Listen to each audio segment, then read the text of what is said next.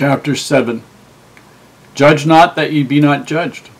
For with what judgment ye judge, ye shall be judged, and with what measure ye mete, it shall be measured to you again.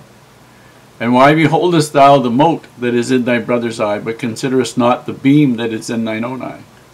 Or how wilt thou say unto thy brother, Let me pull out the mote out of thine eye, and behold, a beam is in thine own eye? Thou hypocrite, first cast out the beam out of thine own eye, and then shalt thou see clearly to cast out the mote of thy brother's eye. Give not that which is holy unto the dogs, neither cast ye your pearls before swine, lest they trample them under their feet, and turn again and rend you. Ask, and it shall be given you. Seek, and ye shall find. Knock, and it shall be opened unto you. For every one that asketh receiveth, and he that seeketh findeth, and to him that knocketh it shall be opened. Or what man is there of you, whom if his son ask bread, will give him a stone? Or if he ask a fish, will give him a serpent? If ye then, being evil, know how to give good gifts unto your children, how much more shall your Father which is in heaven give good things to them that ask him? Therefore all things whatsoever ye would that men should do to you, do ye even so to them. For this is the law and the prophets. Enter ye in at the strait gate, for wide is the gate, and broad is the way that leadeth to destruction, and many there be which go in thereat. Because strait is the gate, and narrow is the way which leadeth unto life, and few there be that find it. Beware of false prophets, which come to you in sheep's clothing, but inwardly they are ravening wolves. Ye shall know them by their fruits. Do men gather grapes of thorns, or figs of thistles? Even so every good tree bringeth forth good fruit, but a corrupt tree bringeth forth evil fruit.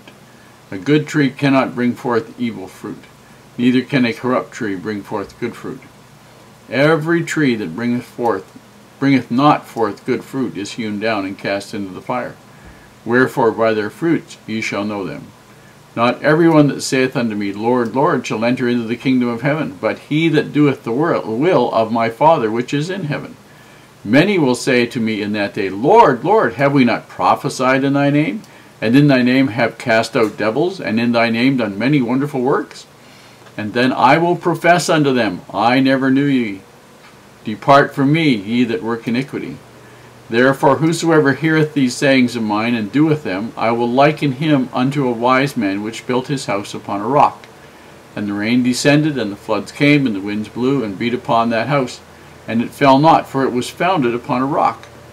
And every one that heareth these sayings of mine, and doeth them not, shall be likened unto a foolish man which built his house upon the sand.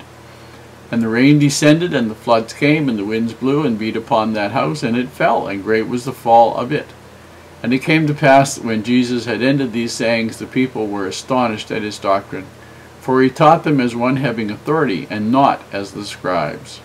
One of the things you'll notice difference between the Old Testament and the New Testament is that the apostles use a lot less of what seems to be strange or odd imagery as they're describing things. They use terms that we're more used to, perhaps, or maybe ones that are translated a little better, whatever. In the very first part, it says, Judge not that ye. And basically, the word judge there is not the best word for that use. The best word is condemn. And it has partly to do with an attitude and partly with what you're doing. Don't condemn situations. Don't condemn people. Don't put people down.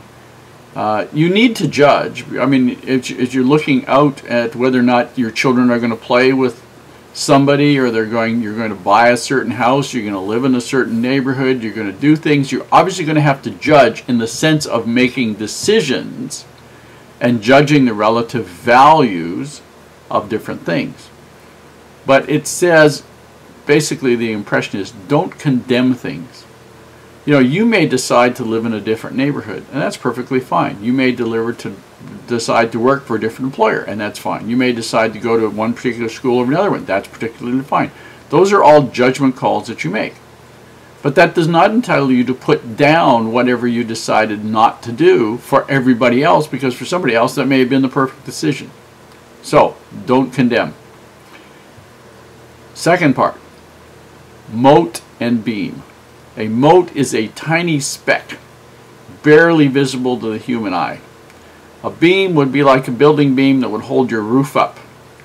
And so what he's saying here is, you know, you're looking at your brother, and you're looking and saying that there is a small imperfection in him, and you want him to let you remove it, when in reality you got something 10 million times bigger in your own life.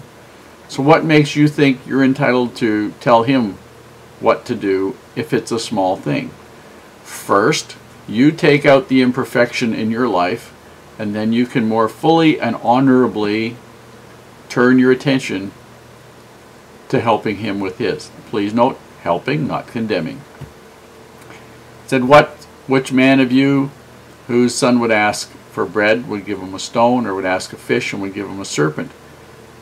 And I have 3 sons, I have 4 daughters. If they ask for anything, I would do my best to give them exactly what they asked for.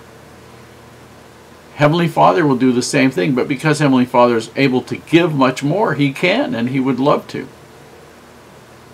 He wouldn't give us. If you know how to, if you being evil, you being sinners, know how to give good gifts, your Heavenly Father, who is perfect, knows how to give even better gifts. Pretty good deal. The straight gate basically means S-T-R-A-I-T, does not the same mean as straight like an arrow. It means straight in the sense of restricted, and it means straight in the sense of defined and high standards. And so what he's saying is, the gate that leads to destruction is very wide, and lots of people find it, and they're the ones that do all their own thing. You want Heavenly Father's blessing, you conform your life to the standards He sets for you, and then you will find the gate that leads to salvation. Now, there's another part here at the end. It says, not everyone who says, Lord, Lord, did we not prophesy in thy name, cast out devils? He'll say, no, I never knew you. There are people who call themselves to the service of God, who are not called by God to that service. And they love to make a wonderful show. I saw a documentary on this guy in Canada here, who apparently living really very well, doing fake promotions that he heals people who basically can't be proven to have anything wrong with them. And he touches them on the forehead and they collapse. Ah! And supposedly they're now cured. And they followed up with some of these people, and none of them were. But he wants to make a nice show. Okay. Now, you do not call yourself to serve as a leader. You call yourself to serve as a follower, but you cannot call yourself to serve as a leader. Not everyone who says, Lord, Lord, didn't I do wonderful things in your name, will ever hear that. Well done, thou good and faithful servant. Only those He authorized to call.